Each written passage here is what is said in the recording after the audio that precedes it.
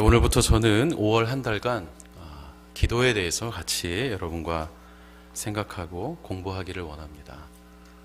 그리고 이번 5월 한 달의 말씀의 주제는 우리에게 기도를 가르쳐 주소서입니다. 이 질문은 예수님의 제자들이 예수님에게 요청한 겁니다. 주님, 우리에게 기도를 가르쳐 주십시오. 우리는 주님께 늘 이러한 질문을 던질 수 있어야 한다고 생각합니다. 기독교인들이 크게 오해하는 것 중에 하나가 나는 기도할 줄 안다는 것입니다. 그리고 우리는 기도의 종교라고 생각을 합니다. 그러나 기도의 분량이나 그 방법에 있어서는 이방 종교를 따라가기가 어렵습니다.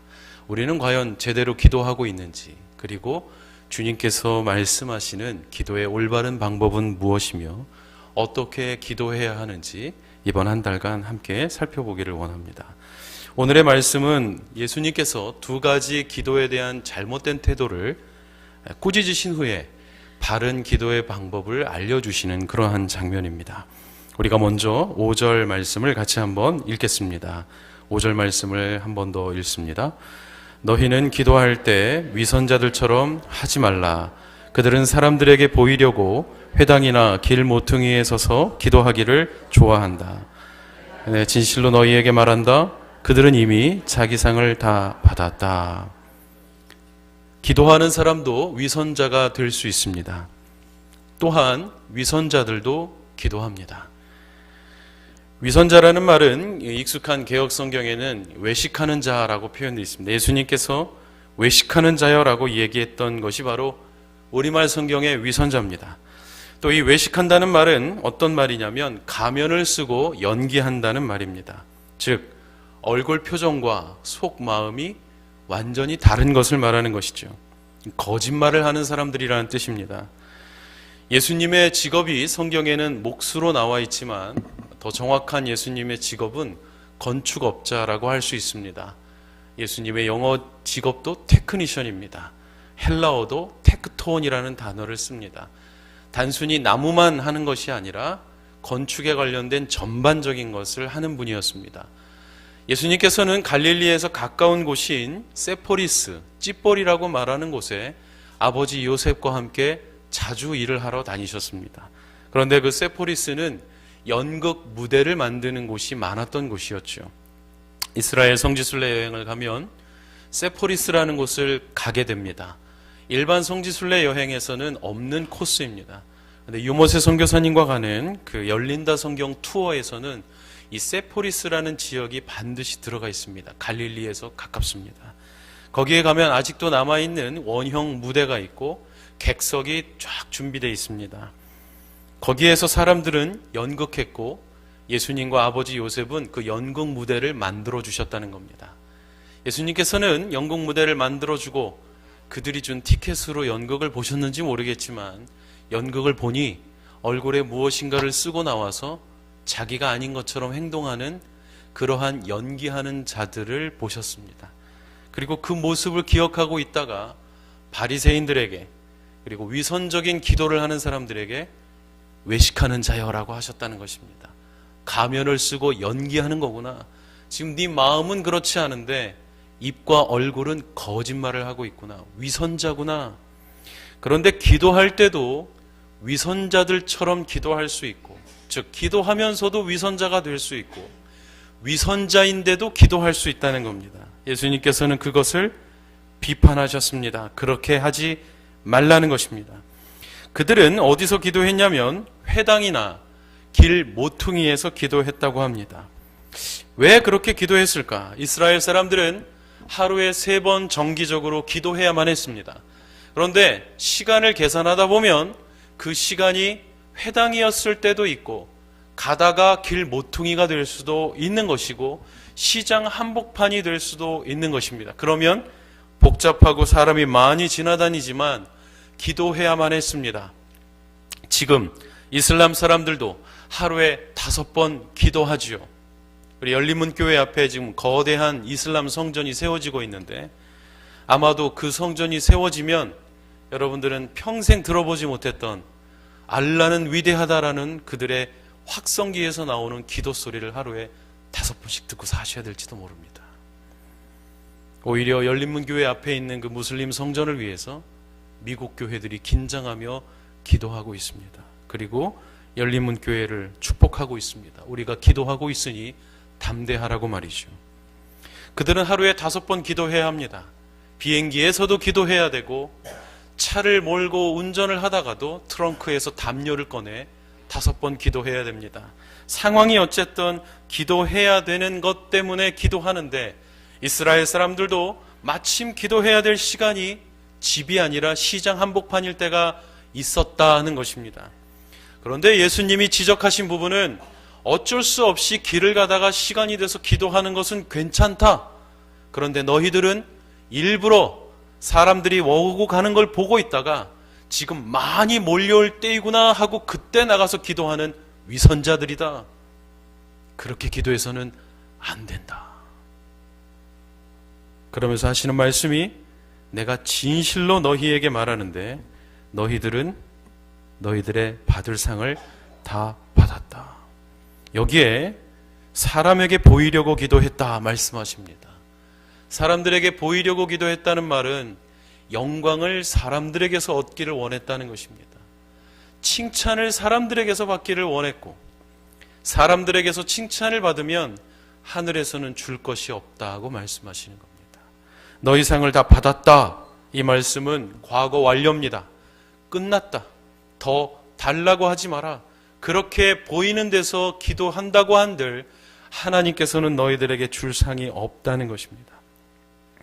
사람에게 보이려고 사람에게 칭찬받고자 거짓으로 위선적인 행동을 하면 하나님의 칭찬과 선물은 영원토록 받지 못합니다. 안 주신다고 하셨습니다. 계속해서 6절 말씀을 읽습니다. 같이 읽습니다. 시작. 너는 기도할 때 방에 들어가 문을 닫고 은밀하게 계시는 내 아버지께 기도하여라. 그러면 은밀하게 계셔서 보시는 내 아버지께서 갚아 주실 것이다. 앞에서 큰 거리와 회당에서 기도했던 위선자들 때문에 이렇게 기도하라고 말씀하신 것이 문을 닫고 은밀한 골방에 들어가서 기도하라는 것이었습니다. 그런데 여러분, 이 말씀은 우리에게 오해를 불러일으킵니다. 그러면 퍼블릭 스페이스에서는 기도하지 말라는 뜻인가? 공공장소에서 기도하면 안 된다는 것인가? 그렇다면 회당이나 예배당에서 기도하면 안 된다고 말씀하시는 것인가? 우리가 이 말씀을 이렇게 잘못 이해하면 돌 김용옥처럼 됩니다.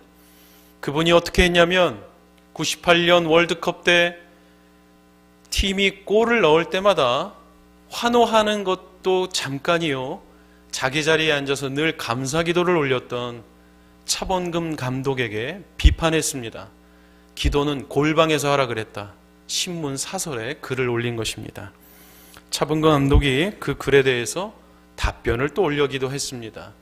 여러분, 말씀을 잘못 이해하면 목사의 아들이라고 했던 도올 김용옥처럼 엉뚱한 말을 하게 됩니다. 잘못된 해석을 하게 됩니다. 여러분, 이 말씀은 과연 어떤 말씀일까요? 예수님께서 말씀하신 은밀한 중에 골방에 가서 기도해라고 말씀하실 때 이 골방은 팔레스타인 지역의 농가에 흔히 있었던 방들 중에 하나를 말씀하시는 것입니다. 제일 깊숙한 안쪽 방을 말하는 것이죠. 예수님은 거기에서만 기도해라고 말씀하신 것이 아닙니다.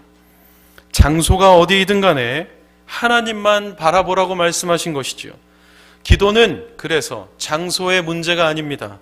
기도는 태도의 문제입니다. 기도는 공공장소에서도 할 수 있고 골방에서도 할 수 있습니다. 예수님도 공공장소에서 기도했습니다. 골방에 들어가면 사람이 볼 수 없습니다. 그러니까 하나님만 바라보게 된다는 것이죠. 그러한 태도로 기도하라고 말씀하신 것입니다. 오직 하나님께만 말씀을 드려야 하는 태도가 올바른 기도의 방법이라는 것입니다. 어디에서 기도하든 골방에서 그분만 바라보듯이 기도해야 한다는 것입니다. 그러한 기도는 하는 사람도 알고 보는 사람도 압니다. 위선인지 진실인지 그 기도 안에 다 드러나 있다는 것입니다. 하나님께서 갚아주신다고 했습니다.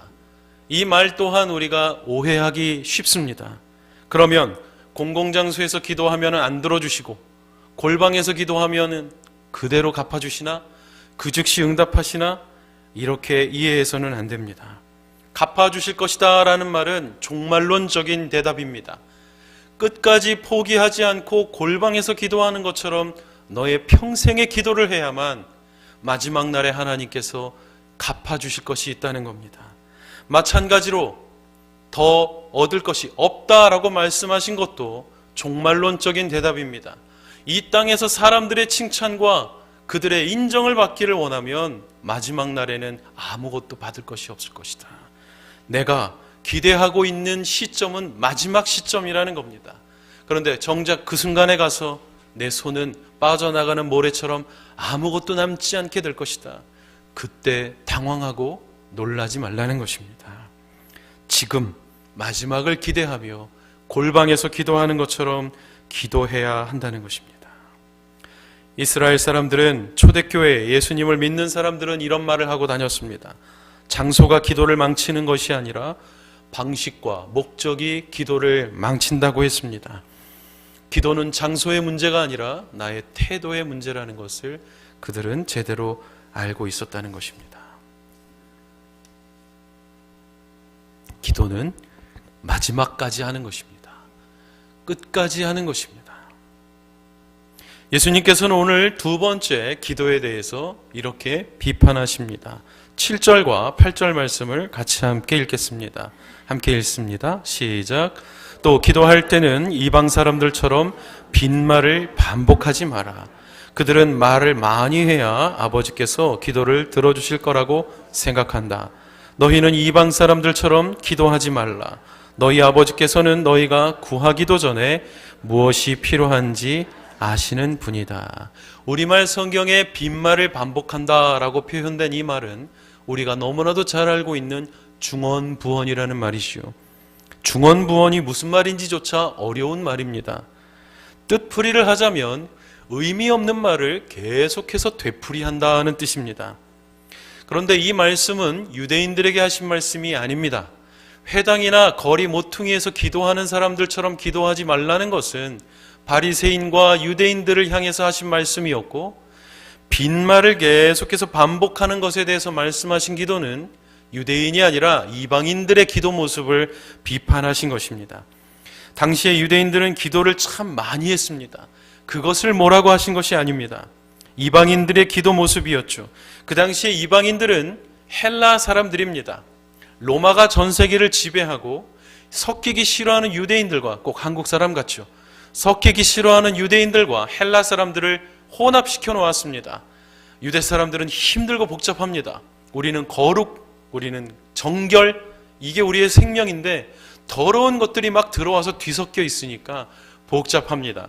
그런데 오랫동안 그렇게 있으면 나도 모르게 배우게 됩니다. 헬라 사람들의 기도를 배우게 되는 것이죠. 여러분, 헬라 사람들의 기도가 뭡니까? 그리스 로마 신화에 나오는 수천 가지의 신들이 바로 그들의 신이었죠. 그 당시 헬라 사람들은 여러 신전에서 신들이 잔뜩 모여있는 곳에 가서 모든 신들에게 똑같은 말을 계속 반복하고 다닙니다. 그러니까 꼭 이런 겁니다. 옛날에 우리 어머니들이 집에 있는 제일 깨끗한 접시 하나에 아침에 뜬 물을 살짝 얹어놓고 장독대 위에 올려놓고 그냥 계속 이렇게 하시는 겁니다. 이게 뭐냐면 누군지 모르지만 어느 신이든 한 명만 좀 내 얘기 좀 들어달라, 걸려주십시오 하는 겁니다. 손바닥이 닳도록 비는 겁니다. 천지신명께 비나이다 비나이다. 지금 누구에게 기도하시는 겁니까? 누군지 모르지만 지나가다가 한 명이 걸릴 거라고 이야기하는 게 바로 이방인들의 기도였다는 것입니다. 한국의 교육 프로그램인 EBS에서 한국인의 신앙이라는 특집을 다룬 적이 있었습니다. 아주머니들 3-4명이 산속 동굴에 들어가 저마다 신들을 향해 울부짖기 시작합니다. 처음에는 이렇게 기도하다가 온몸을 흔듭니다. PD가 물어봅니다. 지금 누구의 기도를 들을 것 같냐? 나라고. 내가 지금 제일 열심히 기도하고 있다고. 누구에게 기도하는 거예요? 누군지 모르지만 누구든지 들을 거라는 겁니다. 내가 이렇게 열심히 기도하니까. 근데 그 모습을 보고 있자니 좀 과격한 신앙생활을 하는 분들의 어떤 사람들은 크레이지라고 말하는 그러한 모습과 너무 흡사합니다. 방언을 막 쏟아내며 온몸을 흔드는 그런 기도 모습과 저들의 기도 모습이 너무 비슷한 겁니다. 예수님을 모르는 사람들도 기도합니다. 어쩌면 우리보다 더 많이 기도합니다. 제 생애 처음이자 마지막으로 한라산을 올라간 적이 있었습니다. 한겨울이었습니다. 어렵게 올라가니까 수많은 사람들이 올라와 있었습니다. 그런데 그들은 다 뭘 하기 위해 올라왔는가? 백록담을 향해 기도합니다. 손바닥이 닳도록 비비는 사람, 계속 일어났다 섰다를 반복하는 사람, 수많은 사람들이 백록담을 바라보면 이렇게 솟아있는 봉우리들이 12신이라고 말하는 부분이 있습니다. 거기에다가 기도하는 겁니다. 저도 기도했습니다. 그들을 향해 기도했습니다. 하나님, 만방의 모든 신은 헛된 우상일 뿐입니다. 하늘에 하나님만 영광을 받으십시오. 하나님이 주신 아름다운 이 자연이 경배의 대상이 돼서는 안 됩니다. 하나님만이 영광을 받으십시오. 그분들은 제가 무슨 기도했는지 모를 겁니다. 저는 그들에게 기도했습니다. 전도 여행 중에 말레이시아를 방문했을 때도 마찬가지였습니다. 4월 달이면 전 세계 힌두교인들이 모여서 축제를 벌이는 동굴이 있습니다. 힌두 신전입니다. 너무 신이 많아서 대적 기도하다가 피곤해서 잠깐 쉬었습니다. 사람들은 어린아이며 어른이며 할 것 없이 머리에 전부 다 무언가를 바르고 그 이상하게 생긴 신들 앞에서 기도합니다. 하반신은 뱀이요, 가슴은 12개가 달린 여자신도 있었습니다. 다 자기들이 생각하고 만든 신들이죠. 다산의 신, 자녀의 신, 축복의 신. 어이없는 것은 거기에 예수님도 있었습니다. 그들에게는 예수님도 수많은 신들 중에 그저 하나일 뿐입니다. 전부 다 다니며 이 신에게 저 신에게 이 신에게 저 신에게 똑같은 기도를 계속해서 반복해서 되풀이합니다. 예수님은 그것이 중언부언이다 말씀하신 겁니다. 의미 없는 빈말을 반복하는 것이죠. 그러면 우리가 이 말씀에 또 오해할 수 있는 부분이 있습니다. 그러면 같은 기도 제목으로 계속해서 기도하면 안 된다는 것인가? 그렇지 않습니다. 예수님도 겟세마네 동산에서 똑같은 기도 제목으로 3번이나 연거푸 기도하러 들어가셨습니다. 그러면 또 오랫동안 기도할 필요가 없다는 뜻인가? 다 알고 있으니까. 그렇지 않습니다. 예수님도 밤이 맞도록 기도하셨습니다. 그렇다면 뭘 말씀하시는 것인가? 왜 이방인들의 기도처럼 기도하면 안 된다고 말씀하시는 것인가? 이방인들의 기도와 우리의 기도의 근본적인 차이점이 무엇입니까? 그들은 내 기도를 들어줄 이 대상에 대한 확신이 없습니다. 그러니까 이놈이 안 들어주면 저놈이라도 들어달라고 똑같은 소리를 하고 다니는 겁니다. 우리가 주님께 기도할 때 믿음 없이, 확신 없이 기도하면서 똑같은 말을 되풀이하는 것은 모든 걸 알고 계시는 그분을 오히려 무시하는 거라는 거죠. 그렇게 기도해서는 안 된다는 것입니다. 즉, 우리의 기도는 그분이 내 기도를 들어주시고 내 상황을 아신다는 것에 대한 확신을 바탕으로 한 기도입니다. 확신하려면 관계가 먼저 형성돼야 됩니다. 내가 그분과 어떤 관계인지에 대한 확신이 없으면 기도도 확신이 없습니다. 기도도 헛소리입니다. 똑같은 말을 반복하다가 끝나는 것이죠. 우리의 기도를 대화라고 말하는 이유가 거기에 있습니다. 대화는 관계가 형성된 사람들 사이에서 이루어지는 것이죠.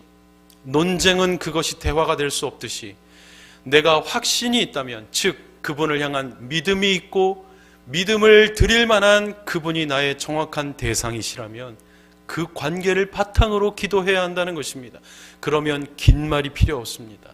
엄마 한마디만 해도 무엇을 원하는지 아는 부모 같은 분이 주님이시라는 것이죠. 주님 아시지요? 다 아시는 줄 압니다. 그러나 제 마음을 주님께 쏟아냅니다. 그래, 다 털어놓아라. 내가 다 알고 있는 전능한 신이지만 너의 말을 들어주마. 내 기도는 내가 누구에게 기도하고 있는가에 대한 문제입니다. 사랑하는 여러분, 누구에게 기도하고 있습니까? 내 입술은 주님, 주님을 반복하고 있지만 내 마음은 점집을 향해 가고 있지는 않습니까? 확실한 오늘의 답을 원하는 것에 눈길이 가고 있지는 않습니까? 그것은 기도가 아닙니다. 우리는 이방인처럼 기도해서는 안 됩니다. 중언부언하는 기도를 하지 말라 하셨습니다. 무의미한 말의 반복은, 즉 관계가 없는 대상을 향한 기도는 중언부언의 기도입니다. 그러면 주님은 우리에게 뭐라고 말씀하시는지, 이렇게 기도해야 한다고 말씀하셨습니다. 그 이렇게 기도하라는 부분이 9절과 10절 말씀입니다. 같이 한번 읽습니다. 9절 10절 시작. 그러므로 이렇게 기도하라. 하늘에 계신 우리 아버지여, 주의 이름을 거룩하게 하시며 주의 나라가 임하게 하시고 주의 뜻이 하늘에서와 같이 땅에서도 이루어지게 하소서. 주기도문이 바로 잘못된 기도 때문에 혼란스러워하는 제자들을 때문에 만들어졌습니다. 즉, 주기도문은 잘못 기도하는 사람들에게 바른 기도를 가르쳐주는 완전한 기도문이 됩니다. 그 첫 번째 파트가 바로 이 부분이지요. 그러므로 너희는 이렇게 기도하라. 하늘에 계신 우리 아버지여, 이름이 거룩히 여김을 받으시오며 나라가 임하옵시며 뜻이 하늘에서 이루어진 것 같이 땅에서도 이루어지이다. 예수님께서는 하늘에 계신 분이 하나님이다 라고 말하지 않았습니다. 아버지라 그랬습니다. 예수님이 그분이 누구인지를 설명할 때 그분은 아버지다 라고 했습니다. 아버지가 한 집안의 가장이듯이 하나님은 온 우주와 온 인류의 가장이 되십니다. 주인이 되십니다. 그분이 가장 위에 계시는 분입니다. 또한 그분은 자녀를 돌보시는 분입니다. 그리고 또한 그분은 기도를 들으시는 분입니다. 가장은 그 집안의 방향을 제시해야 됩니다. 가장은 또한 그 집안의 문제를 해결해야 됩니다. 그게 리더이자 가장입니다. 그러한 아버지들에게는 모든 행동에 뜻이 있어야 합니다. 즉, 의도가 있고 이유가 있어야 합니다. 하나님께서는 하늘에서 그분의 뜻, 그분의 의도, 그분의 의지를 다 이루셨습니다. 왜 이루실 수 있었는가? 반대하는 자들이 없었기 때문입니다. 하늘에서는 온전한 순종만 있었습니다. 천군 천사들이 다 그분의 뜻 앞에 순종했기 때문입니다. 그래서 예수님의 기도문에 하늘에서 뜻이 이루어진 것처럼 이라는 말은 현재 완료입니다. 이루어졌고 그것이 지금도 고스란히 진행 중이다라는 것입니다. 그렇게 되듯이 땅에서도 이루어지도록 너희는 기도해야 한다는 것입니다. 문제는 하늘이 아니라 땅입니다. 땅은 오히려 하나님보다는 마귀에게 순종하는 곳이 되었습니다. 하나님께는 불순종합니다. 그래서 하나님께서는 이 땅을 없애시지 않으시고 오히려 하늘에 하나님을 보내시기로 결정합니다. 그게 인간이신 예수 하나님이셨죠. 이 세례 요한은 지나가시는 예수님을 바라보면서 이렇게 고백했습니다. 하나님의 나라가 가까이 왔다 그랬습니다. 예수님이 가까이 왔다 이렇게 이야기하지 않았습니다. 하나님의 나라가 왔다 그랬습니다. 세례 요한이 이해한 것은 예수 그 사람이 아니라 하늘에서 이루어지고 있는 하나님의 나라, 그것이 통째로 이 땅에 내려왔다고 이야기하는 겁니다. 우리가 천국 못 가고 있으니까 천국이 왔다 하는 겁니다. 여러분, 성경대학 할 때 제가 계속 말씀드렸습니다. 천국은 가는 겁니까? 오신 겁니까? 천국은 오신 겁니다. 그 오신 천국을 내가 누릴 수 있으면 죽으나 사나 이 땅이나 저 세상이나 그 어디나 하늘나라라고 고백하게 되는 것이죠. 이단들이 이것을 잘못 이해해서 자꾸 어디론가 가자 그럽니다. 집도 팔아라, 재산도 팔아라, 아내도 버려라, 다 팔고 버렸더니 교주가 가져갔습니다. 이단이 그겁니다. 천국은 가는 게 아닙니다. 천국이 오셨고 그 천국을 내 마음속에 모셔드리는 것이 미리 가는 천국이죠. 그 미리 가는 천국은 순종으로만 가능한 겁니다. 예수님을 믿는다는 것은 하늘나라의 통치 방식을 그대로 받아들이겠다는 겁니다. 공산주의를 버리고 민주주의를 따르겠다는 것이죠. 그러한 변화와 같은 것입니다. 하나님의 나라가 이곳에 오게 됩니다. 조건이 있습니다. 회개해야 됩니다. 회개하라, 천국이 가까웠다. 저 천국을 너의 소유로 삼으려면 repent 해야 된다고 합니다. 회개해야 된다고 합니다. 돌이킴 없이 천국 갈 수 없다는 겁니다. 천국이 오시면 뭐 합니까? 그 뜻에 따르지 않으면 여기는 지옥입니다. 우리가 왜 천국 가고 싶어 합니까? 거기는 아픔도 없고 갈등도 없고 힘든 게 없기 때문이죠. 왜 천국이 그렇습니까? 하나님의 뜻에 다 순종했기 때문이죠. 하늘의 뜻이 이루어진 것처럼 너희는 땅에서도 그러한 일들이 이루어지도록 너희가 기도해야 한다고 말씀하십니다. 하나님의 뜻 잘 모릅니다. 전 세계 기독교인들의 소원은 이 한 가지입니다. 주님 뜻이 어디 있는지 알고 싶다는 겁니다. 왜 내게 이런 일이 일어나는지, 주님의 뜻이 어디에 있는지 그걸 모르겠다는 겁니다. 수많은 유명한 기도원에 다 몰려있는 사람들, 저마다 이 얘기 저 하고 이 얘기하고 저 얘기하고 이 얘기하고 저 얘기합니다. 그 모든 얘기를 한마디로 줄이면 주님 뜻이 어디 있는지 알고 싶다는 겁니다. 주님의 뜻은 그 순간에 모릅니다. 뒤 돌아보면 알 수도 있고 모를 수도 있는 게 주님의 뜻입니다. 모르면서 따라가는 게 믿음이고 모르면서 받아들이는 게 순종입니다.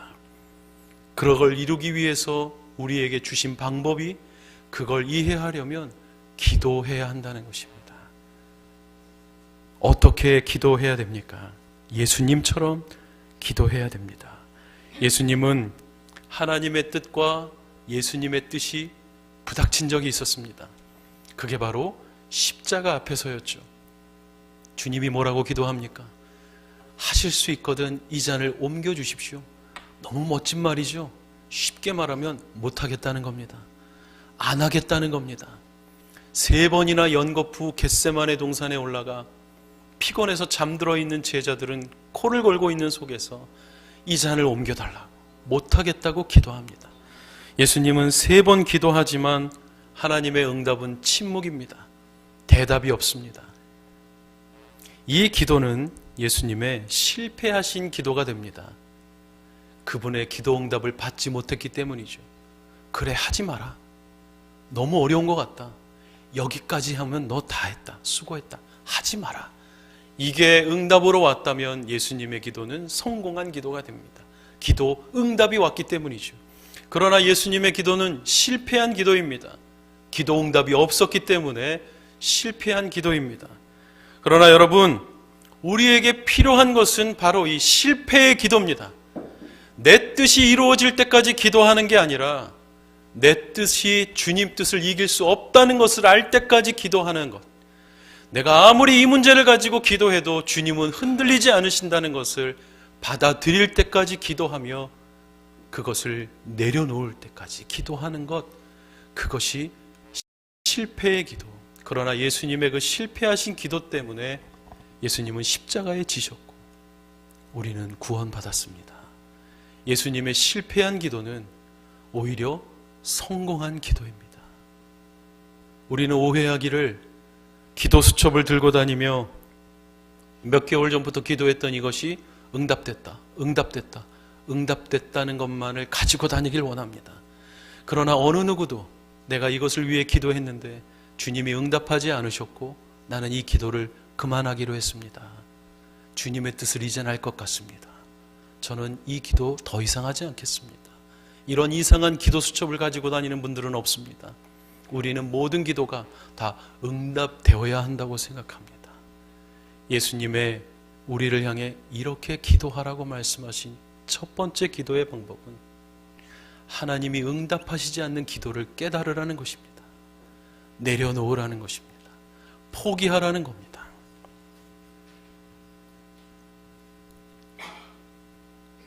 형편이 안 되지만 넓은 아파트를 구입하고 재정난에 허덕이던 분이 있었습니다. 이분이 늘 이걸 가지고 기도합니다. 아파트가 비싼데 지금 은행 빚에 쪼들리고 있는데 이게 해결되기를 기도하는 겁니다. 그런데 그 문제의 해결 방법은 안 믿는 사람이 봐도 다시 팔고 은행 빚을 갚는 겁니다. 형편에 맞는 대로 가는 겁니다. 상식적인 선에 걸려있는 문제를 가지고 하나님이 주실 거라고 무턱대고 산 다음에 허덕이며 기도하고 있던 겁니다. 그분은 그것을 놓지 못하고 계속 기도합니다. 빚을 해결해 주기를, 하늘에서 무언가 떨어지기를 기대하며 기도하는 것입니다. 그런 응답은 없습니다. 그분은 그것을 믿음으로 알았습니다. 그건 믿음이 아니었습니다. 내 고집이었습니다. 결국 그분은 아파트를 팔고 직장도 내려놓고 어디론가 가족과 함께 사라지셨습니다. 교회를 떠나게 되었습니다. 저와 여러분의 기도는 어떤 기도를 하고 있습니까? 무엇을 위해 기도하고 있습니까? 내 기도가 오히려 그만두어야 하는 기도인데 아직도 고집하고 주장하고 있는 기도 제목은 없습니까? 하나님께서는 모세에게 더 이상 그 문제로 나한테 기도하지 말라고 하셨습니다. 하나님께서는 바울에게 네 은혜가 네게 족하다 그랬습니다. 모세는 40년 동안 유리방황하는 백성들을 이끌었지만 정작 그는 가나안 땅에 못 들어갔습니다. 더는 그 문제로 나한테 기도하지 말아라. 하나님의 응답은 NO입니다. 바울은 눈에 가시를 제거해달라 그랬습니다. 빛을 보았기 때문에 앞이 안 보여서 사역에 너무 지장이 있었고 몸에 가시를 좀 가져가 주시면 더 잘할 수 있을 것 같습니다. 주님 그랬습니다. 그런데 주님의 응답은 더 이상 그 문제로 나한테 기도하지 마라. 네 은혜가 너에게 족하다 그랬습니다. 우리는 닉 부이치치를 위해 기도하면 팔이 솟아날 줄로 생각합니다. 그렇지 않습니다. 그는 팔 없이 오히려 수많은 사람들에게 안겨야 됩니다. 지선자매를 위해 기도하면 얼굴이 대학을 다닐 때처럼 변할 줄로 생각합니다. 그렇지 않습니다. 오히려 찌그러지고 상한 얼굴 속에 있는 깨끗한 얼굴을 사람들은 보며 기뻐합니다. 우리의 기도는 어떤 기도입니까? 우리는 부모로서 어떤 기도를 하고 있습니까? 내가 오히려 하나님의 나라를 방해하는 기도를 하고 있지는 않습니까? 하나님의 뜻이 이 땅에서 이루어지도록 그렇게 기도하는 사람들을 오늘도 찾습니다. 이번 마더스데이에 바르게 기도하는 부모가 되게 해 주소서. 주님 앞에 기도하는 여러분이 되기를 축복합니다.